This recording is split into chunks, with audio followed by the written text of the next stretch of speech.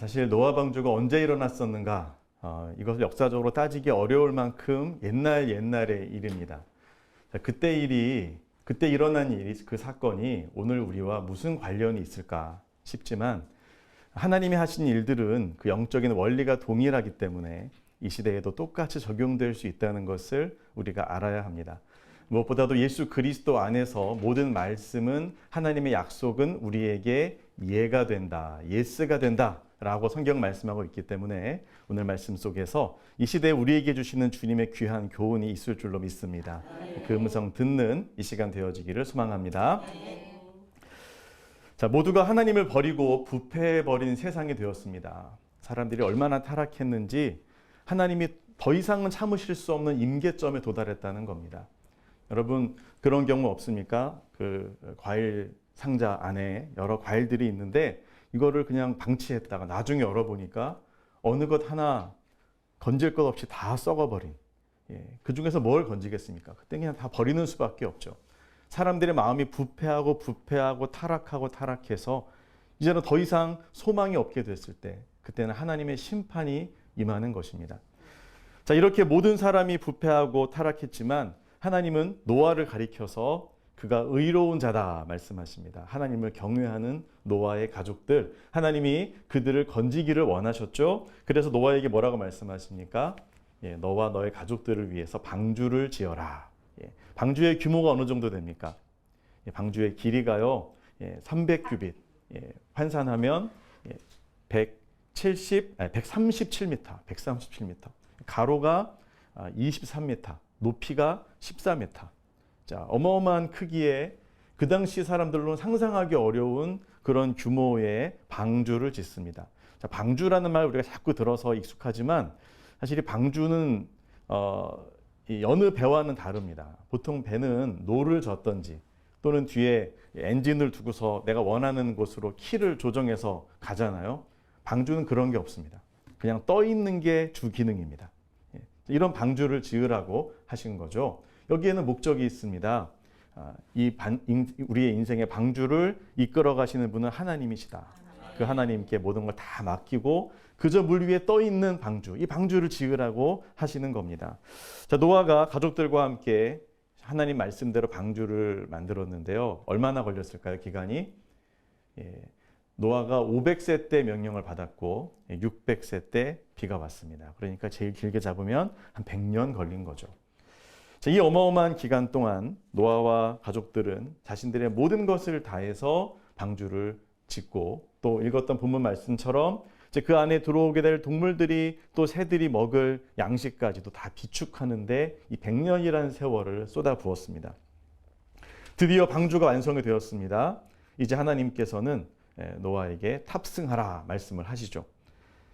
자, 노아의 방주 사건을 통해서 하나님께서 우리에게 주시는 영적인 교훈은 무엇일까요? 첫 번째로 은혜의 방주에 탑승해야 된다라는 겁니다. 자, 방주를 다 만들고 나서 거기에 타지 않으면 소용이 없겠죠.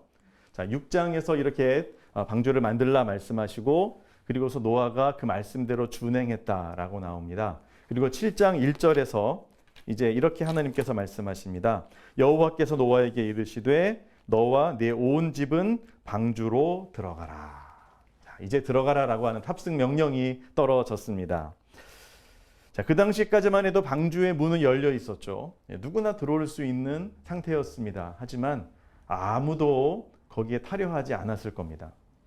그 컴컴한 방주 안에 왜 들어가겠어요? 게다가 방주가 뭐 바닷가에라도 있으면 타고 유람이라도 하겠죠. 산 꼭대기에 세워놓은 방주. 요즘 같으면 거기에 카페로 만들어 사람들이 많이 올 겁니다. 그 당시는 그런 게 아니잖아요. 무슨 토굴 같은 어두운 그 방주에 왜 들어갑니까? 사람들이 볼 때 방주는 어떤 모습이었을까요? 이 미치광이 노아가 100년 동안 만들어낸 이상한 작품, 이상한 건축물에 불과했을 겁니다. 거기에 타라고요? 비가 온다고요? 무슨 뭐 까먹는 소리 같은 얘기 한다 이런 얘기 하지 않았겠어요? 사람들이 다 비웃고 미쳤다고 하고 조롱했을 겁니다. 자, 이렇게 방주는 사람들이 볼 때는 이해되지 않는 곳이었습니다. 하지만 그곳은 어떤 곳입니까? 방주의 실체는 눈에 보이는 그 나무로 만든 방주가 아니라 그 방주의 실체는 무엇입니까? 하나님의 구원의 통로죠. 하나님의 은혜의 방주였다라는 겁니다. 그 방주에 탑승하라라고 하나님은 말씀을 하십니다. 예수님께서는 천국을 설명하시면서 비유로 설명하시죠. 그러면서 종종 하셨던 말씀이 뭡니까? 들을 귀가 있는 자는 들을지어다. 모두에게 열려 있지만 모두가 알아듣는 것은 아닙니다. 방주가 열려 있었지만 아무도 들어오지 않았어요. 하나님의 탑승 명령을 듣고 노아와 가족들만 들어갔고, 또 하나님이 이끄신 그 동물들, 새들이 이제 인도함을 받아서 들어가게 됩니다. 자, 노아의 방주. 지난 100년 동안 그가 가족들과 함께 직접 만든 그 배, 선박이지만, 자, 그러나 그 모든 과정을 생각해 보면요, 하나님의 은혜가 없이는 불가능하지 않았을까요? 왜 방주를 은혜의 방주라고 말할까요? 구원의 통로이기도 하지만 이 방주가 지어진 모든 과정 속에 하나님의 은혜가 분명히 개입했다는 거예요. 하나님이 지으라고 하지도 않았는데 노아가 갑자기 탁 떠올라서 방주를 지었겠습니까? 있을 수 없는 일이죠. 하나님이 말씀하셨으니까 짓기 시작한 겁니다. 또 이제껏 100년이라는 시간이 여러분 그냥 보통 시간입니까? 아무리 그 당시 사람들이 장수했더라도 100년은 긴 시간입니다. 이 시간 동안 이 어마어마한 방주를 지을 수 있는 자재, 또 모든 기술력, 또 체력, 이 모든 어떤 재정적인 모든 부담들, 이런 것들을 하나님이 공급해 주셨기 때문에 지을 수 있었던 거 아니에요? 어쨌든 결과적으로 방주가 여기 서 있단 말이에요. 그러면 이 방주 자체가 뭘 의미하겠어요? 어쩌다가 방주가 생겼다. 진화론자가 말하듯이 어쩌다가 창조가 이루어졌다. 여러분 그런 거 아니잖아요. 분명한 뚜렷한 목적과 하나님의 도우시는 은혜 속에서 하나하나 건축되어서 지금 방주가 완성됐단 말입니다. 자, 그러면 그 방주의 존재 자체가 바로 하나님의 은혜를 이야기하는 겁니다. 방주가 존재하게 하신 은혜. 자, 그 은혜는 여기서 끝나는 게 아니죠. 앞으로도 이 방주를 인도하셔서, 그래서 안전하게 이 홍수를 건너뛰어 홍수 이후의 시간으로 나아갈 수 있도록 인도하시는 하나님의 은혜가 내재되어 있는 것이 방주입니다. 자, 그렇기 때문에 자, 이 방주 안으로 들어가라. 이것은 무엇을 의미하겠습니까? 고페르 나무로 짓고 역청으로 발라 만든 방주 안에 물리적으로 들어가 있는 것만을 의미하지는 않을 겁니다. 눈으로 보일 때의 방주는 나무로 짓고 역청을 칠해가지고 그 타르 같은 걸 칠해서 물이 들어가지 않도록 된 이제 그냥 그 거대한 흉물스러운 그런 큰 아크에 불과하지만, 방주에 불과하지만 사실 그 안에 들어가 있다는 것은 무엇을 의미하는 겁니까? 이 방주를 둘러싸고 있는 전능하신 하나님의 약속과 은혜 안으로 들어가는 것입니다. 여러분, 우리도 마찬가지입니다. 우리가 예수 그리스도를 믿는다는 게 뭡니까? 내가 교회 다닌다. 또 하나님이 이끄시는 CTS와 함께 기도하면서 후원한다. 단지 그냥 지역교회, 작은 교회, 뭐 큰 교회, 그 교회에 출석하는 정도가 아닌 겁니다. 전능하신 하나님께서 그 아들 예수 그리스도를 통해서 이루신 어마어마한 구원의 계획의 그 방주 안으로, 은혜의 방주 안으로 우리가 들어가는 거죠. 그냥 교회 출석하는 게 아니라 예수님을 믿는 것이고 그 복음 안으로 들어가는 것이고 생명의 구원을 얻는 것인 줄로 믿습니다. 그래서 그런 의미에서 우리는 방주 안으로, 은혜의 방주 안으로 들어가야 하는 것입니다. 사랑하는 여러분, 은혜의 방주 안으로 들어가시기를 바랍니다. 주님이 초대하십니다. 방주로 들어가라. 어떤 분은 교회는 열심히 다니는데 은혜의 방주 안으로는 못 들어가는 분들이 있어요. 은혜의 공동체 안으로 못 들어가고 은혜를 받지 못하고 하나님과 연결되지 못한다면 그거는 물리적으로 뭐 교회 건물 안에 들어가는 것일 수는 있지만 신앙 안으로 들어가는 게 아니고 그리스도 안으로 들어가는 게 아니라는 거죠. 그래서 예수님은 뭐라고 말씀하시니까 내 안에 거하라. 나도 너희 안에 거할 것이다. 너희가 내 안에 거하지 아니하면 열매를 맺을 수 없다. 끊임없이 말씀하시잖아요. 여러분, 예수님 안에 거해야 됩니다. 은혜의 방주 안으로 들어가야 됩니다. 여러분, 어떻게 해야 은혜의 방주 안으로 들어갈 수 있을까요? 저는 예수님 안에 거한다는 것을 이렇게 해석합니다. 그것은 예수님의 사랑 안으로 들어가는 거다. 사실 이 방주는 우리가 만들 수 있는 게 아니에요. 하나님의 은혜로 지어지는 거고 예수님의 그 희생의 십자가를 통해서 이루어진 구원의 방주입니다. 이 사랑이잖아요. 그 사랑 안으로 우리를 초대하면서 내 안에 거하라. 무슨 말이에요? 사랑이 없는데 어떻게 그 안에 거하겠어요? 이미 우리를 사랑하시는 겁니다. 이미 여러분을 사랑하시고 이미 택하시고 이미 구원하기로 주님이 작정하셨기 때문에 그 사랑을 받아들이면 되는 겁니다. 내가 대단하게 많은 일을 하고 많은 걸 성취해서 이 은혜 안에 거하는 게 아니에요.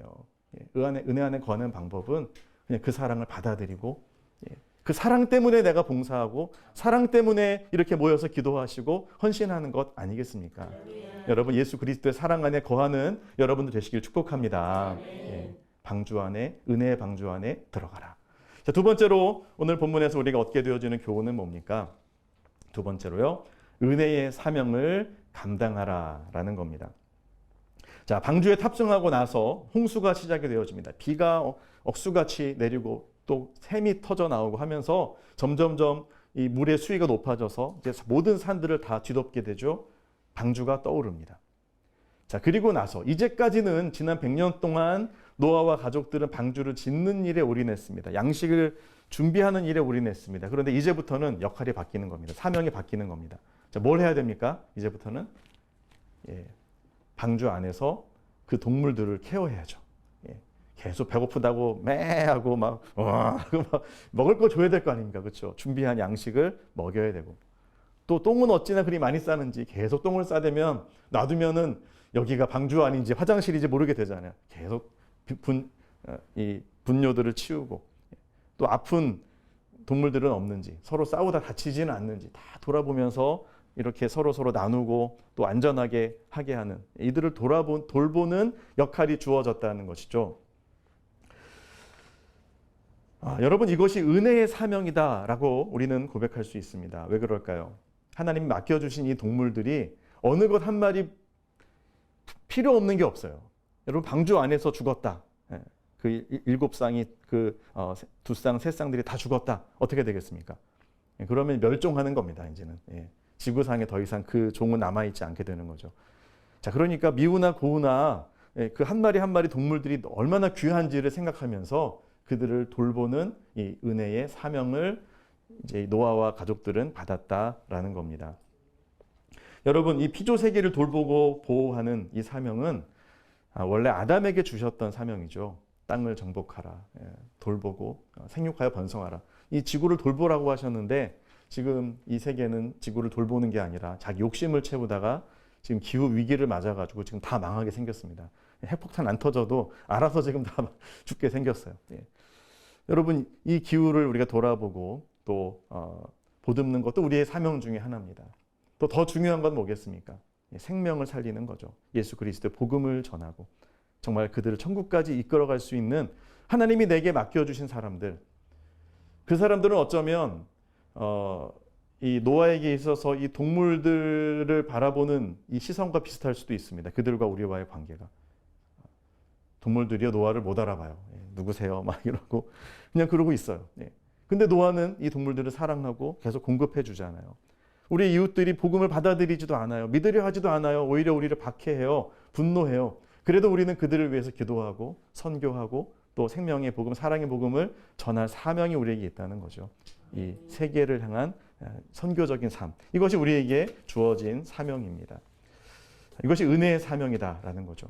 여러분, 주님이 우리에게 맡겨주신 우리의 가정, 일터, 우리 교회 공동체와 또 CTS 방송국의 사명을 다른 것으로 이해하지 말고요. 은혜의 사명으로 알아서 정말 충성된 청지기로서 이 모든 일들을 감당하게 될 때 하나님의 구원의 역사가 온전히 이루어지게 될 줄로 믿습니다. 이것을 부담으로 여기지 말고요. 은혜의 사명이다. 이렇게 받아들일 필요가 있다는 거죠. 마지막 세 번째로 우리는 어떤 메시지를 받습니까? 자, 은혜의 평안을 누려야 한다라는 겁니다. 자, 노아와 일행이 방주에 들어갑니다. 문이 쾅 하고 닫히죠. 하나님이 닫으셨어요. 자, 아무도 열 수 없습니다. 여러분, 이제부터 이제 심판이 시작되어집니다. 갑자기 하늘이 뚫린 듯 폭포처럼 비가 내리기 시작합니다. 땅에서 물이 솟구쳐 오르면서 40일 동안 정상까지 물이 차올라서 방주가 물 위로 떠오릅니다. 홍수의 상황은 무려 150일간이나 지속됐습니다. 자, 이렇게 배가 떠올랐어요. 그러면 그때 노아의 방주가 어떤 상황이었을까요? 1번, 잔잔한 호수 위에 고요히 떠 있는 방주 같았을 것이다. 2번, 폭풍 치는 바다 한복판에 있는 배와 같았을 것이다. 몇 번일까요? 저는 2번이었을 것 같아요. 예. 비바람이 불고요. 막 폭우가 쏟아지고요. 뭐 샘이 터지면 막 이리저리 물이 조류가 생기고요. 그 가운데서 이 방주가 방주의 특기는 뭐냐? 살아남는 겁니다. 절대 안 뒤집힙니다. 예. 이 방주의 이 비율은 지금 현대 기준으로 봐도 정말 신비할 정도로 너무도 완벽한 과학적인 설계라는 거죠. 예. 절대 뒤집힐 리 없는 이 방주가 그러나 이 풍랑 위에서 계속 오르락내리락 하면서 떠다닙니다. 여러분 배 타본 적 있으세요? 예. 그러면 심하게 바람 부는 날 배 타본 적 있으십니까? 예. 제가 2주 전에 대마도에 노예 수련회를 갔는데 그때 보통 대마도에 이제 이 최대한 빠른 배로 가면 1시간 10분이면 도착합니다. 이 위쪽에 도착을 하는데 그날부터 그 배가요. 이 제일 남단에 있는 이즈하라로 가도록 이렇게 항로가 바뀌었어요. 예. 저희가 가는 그날부터. 그래가지고 1시간 10분이 아니라 2시간 30분을 가는 항로였습니다. 그런데 그날 바람이 시속 한 35km 정도 바람이 불었어요. 그리고 파도가 치는데 파고가 한 2m 정도 파고가 치는 겁니다. 원래 이 배는 쾌속정이라서 물 위로 막 떠서 가거든요. 쫙 가서 이렇게 멀미 안 하는 배로 유명한데 이게 파도가 치니까 배가 빨리 갈 수가 없는 거예요. 속도를 막 줄여가지고 그래서 제가 좀 멀미를 원래 좀 하는 편입니다. 제가 인천 월미도에서 롤러코스터를 바이킹, 바이킹을 이렇게 처음에 타고서 내리려고 그랬는데 아저씨가 신났는지 기분 좋으셨는지 한 번 더 태워준다는 거예요. 그래서 예 좋아 한 번 더 탔다가 멀미 나가지고 아무것도 못했습니다. 오후 내내 막 붙잡고 막 숨쉬고 있었는데 세상에 바이킹을 3시간을 탄 겁니다. 올라갔다가 쏙 떨어지고 비행기 타면 가끔 한 번 떨어지죠. 이건 계속 떨어지는 거예요. 계속. 근데 2m를 올라갔다 2m가 떨어지니까 멀미약을 먹었는데 이게 소용이 없더라고요. 여기저기서 막 검은 봉투 막 입에다가 물고 있고 그리고 화장실을 갔더니 화장실 옆에 문에 남자들이 막 쫙 다 누워 있어요. 막 이렇게 멀미 나가지고 배에 누워 있으면 좀 낫다고. 화장실 안에 들어갔더니 가건도 아닙니다. 막 여기저기 막 다 해놔가지고 그걸 보니까 더 올라오더라고요. 저희 같이 갔던 멤버들이 한 100명쯤 됐는데 다 막 여기저기서 주여 찾고 나중에 물어보니까 뭘 묵상했어요? 요나를 묵상했대요. 요나가 물고기 뱃속에서 막 이렇게 다 믿음이 좋아져서 내리면서 우리 이제 부흥이 안 해도 된다고 다 집회 끝났다고 막 그러셨어요. 여러분 3시간, 2시간 반이었는데요. 3시간으로 늘어났습니다. 천천히 가가지고. 그 30분이 진짜 너무 힘들었는데 기대했던 시간보다 더 늘어나서. 노아는 어땠을까요? 노아는 몇 시간 있으면 이 상황이 끝난다. 아무런 말씀을 하나님이 안 하셨죠. 그 기간도 말씀 안 하시고 아무 정보가 없이 그냥 그 컴컴한 배 안에서 견뎌야 되는 겁니다. 아무리 배가 커도요. 뭐 바다 한복판에서 그게 무슨 의미가 있겠습니까? 막 이리저리 요동치고 올라갔다 떨어지고 막 제가 그 배를 타고 갈 때 제일 무서웠던 게 뭐냐면 올라갔다 내려가는 거는 그렇다 쳐요. 저희 아내는 막 사색이 돼가지고 여기서 죽는구나 싶어서 별 생각을 다 했대요. 우리 아이들은 어떡하나 이 생각부터 우리가 죽으면 우리 집에 낯선 사람들이 와가지고 정리 안 된 집안을 보겠네. 막 어떡하지 이 걱정까지 했다고 하더라고요. 근데 여러분 이 오르락내리락 하는 이 가운데서 근데 제가 배를 타고 가다가 또 어떤 일이 있었냐면 그냥 오르락내리락만 하는 게 아니라 파도가 한번 이렇게 치면 이 배랑 꽝 부딪혀요. 그러면 이렇게 꽝 하고 굉음이 납니다. 꽝 소리가 나면서 배가 깨지는 것 같아요. 막 올라가 내리는 게 문제가 아니고 그 충격파가 막 배 전체를 울리는 뭐에 부딪힌 줄 알았어요. 그게 파도에 부딪히는 소리입니다. 여러분 노아 방주가 그랬다는 그거 생각해 보세요. 쇠로 만든 배도 아니고 나무로 만든 배가 그렇게 파도에 강하게 부딪히면 어떤 생각이 들겠어요? 이거 무너지는 거 아니야, 그렇죠? 두려움이 들지 않겠습니까?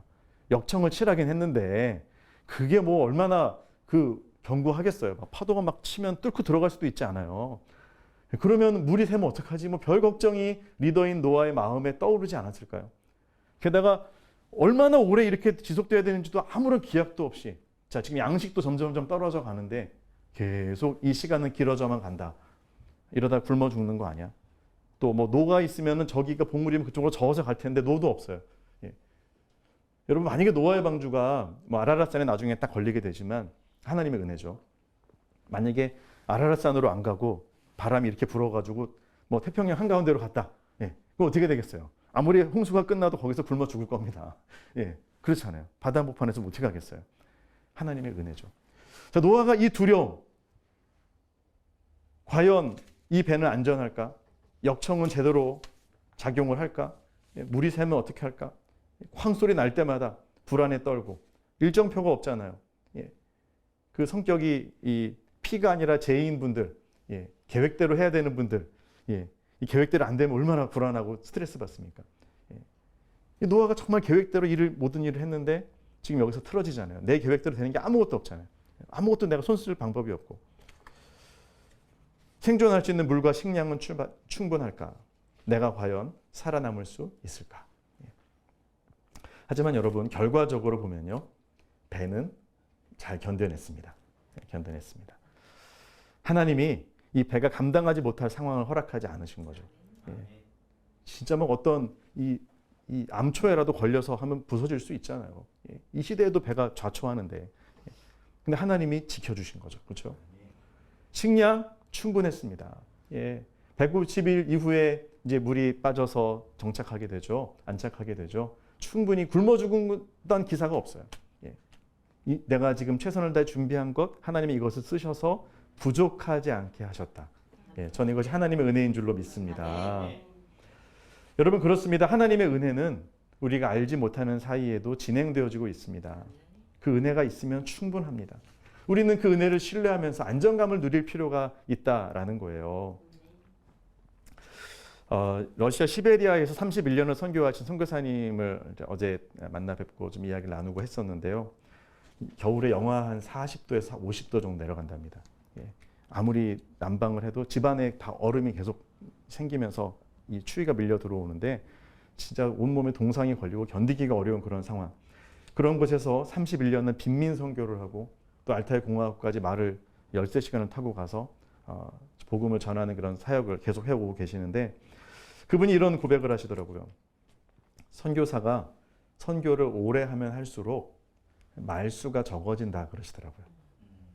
그게 무슨 의미냐면 하나님의 은혜로 사역한다는 거예요. 그전에는 내가 계획하고 이렇게 했었는데 시간이 지날수록 돌아보니까 내가 계획했던 대로 하나님이 이끄시는 게 아니라 하나님의 계획과 방식으로 이 일을 이루시더라. 그래서 내가 한 게 아니니 어떻게 본인이 자랑하겠냐는 거예요. 그래서 오래 있는 선교사님들은 말수가 적어진대요. 그런데 이제 막 시작한 선교사님들은 막 계획 세우고 이렇게 하면 된다 그러고 막 브리핑을 한다고 그렇게 말씀을 하시더라고요. 그러면서 이 러시아라는 상황이 공산국가다 보니까 언제 상황이 바뀔지 모르는 거예요. 어제까지 했던 사역을 내일부터 못할 수 있어요. 모든 게 다 접힐 수 있고. 자, 그래서 하나님께 맡기는 거죠. 그리고 오늘 내게 맡겨주신 사람들에게 최선을 다해 사랑하고 베풀어 주는 것. 그분은 이렇게 고백합니다. 외적으로 만들어 놓은 건 하루아침에 무너질 수 있다는 거예요. 하지만 사랑은 남습니다. 그러더라고요. 그분들의 마음에 주었던 감동과 사랑, 그거는 남게 되는 것을 경험했다라고 고백을 하시던데요. 여러분, 그 하나님의 그런 사랑을 실천하게 하시는 하나님의 은혜, 그 은혜 안에 우리가 있다면 그러면 그 속에서 우리는 좀 안정감을 누려야 되지 않을까요? 내일 무슨 일이 벌어질지 우리는 모르지만 하나님의 은혜는 우리를 감싸고 있다는 것을 확신한다면 그 속에서 확신과 담대함을 누려야 할 줄로 믿습니다. 여러분, 우리는 예수님을 통해서 이미 은혜의 방주 안에 와 있습니다. 들어와 있습니다. 여러분 믿으십니까? 네. 여러분이 부모로서 자녀에게 해줄 수 있는 이 방주와 같은 사역이 얼마나 완벽할 수 있을까요? 여러분의 재력과 또 지식과 그 지혜로 역청을 바르고 만든 그 방주는 얼마나 견뎌낼 수 있을까요? 어떻게 강남에 부유한 그 집 아이들처럼 다 교육시킬 수 있겠습니까? 우리가 더 해줄 수 있는 것 많지만 정말 능력이 안 됩니다. 그러나 여러분 걱정하지 마십시오. 하나님의 은혜 안에 있다면 부모의 노력만으로도 지금 여러분이 하신 그것만으로도 자녀 교육에 충분하도록 하나님이 역사해 주실 것입니다.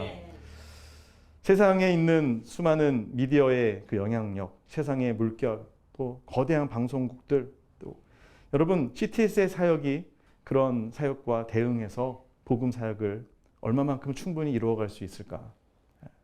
정말 불안할 수 있고 염려할 수 있습니다. 그러나 우리는 약할지라도 은혜의 방주 안에 들어와 있다면, 또 이렇게 기도의 용사들이 기도하시고 헌신하는 그 주님의 은혜 가운데 있는 노력들이 계속되어진다면 후원자들의 기도가 능력이 되고 또 모든 직원들의 노력을 주님이 쓰셔서 세상의 모든 파도를 이기고 넉넉히 승리하게 하실 줄로 믿습니다. 말씀을 정리합니다. 우리는 은혜의 방주 안으로 들어가야 합니다. 내가 만든 방주로 들어가면요, 내가 이룬 거라고 자랑할 겁니다. 홍수가 시작되고 방주가 흔들리기 시작하면, 물이 새기 시작하면, 그러면 내가 만든 방주로는 지구에 임한 종말 이겨낼 수 없습니다. 불안에 떨 수밖에 없죠. 하지만 은혜의 방주 안에 들어가면 근심 걱정이 사라질 겁니다. 나를 둘러싸고 있는 것은 내가 만든 방주가 아니라 이 방주를 에워싸고 계시는 하나님의 은혜임을 알기 때문입니다. 은혜의 방주가 되시는 예수 그리스도, 그분의 사랑 안에 거할 때 우리의 현재도 우리의 미래도 우리의 죽음과 부활도 그분 안에 있음을 우리는 확신하며 할렐루야를 외칠 수 있을 것입니다. 우리의 모든 염려를 주님 앞에 맡기고 은혜의 방주 안에서 예수 그리스도의 보혈로 승리하는 저와 여러분들, 우리 CTS의 모든 사역 되시기를 주님의 이름으로 축복합니다.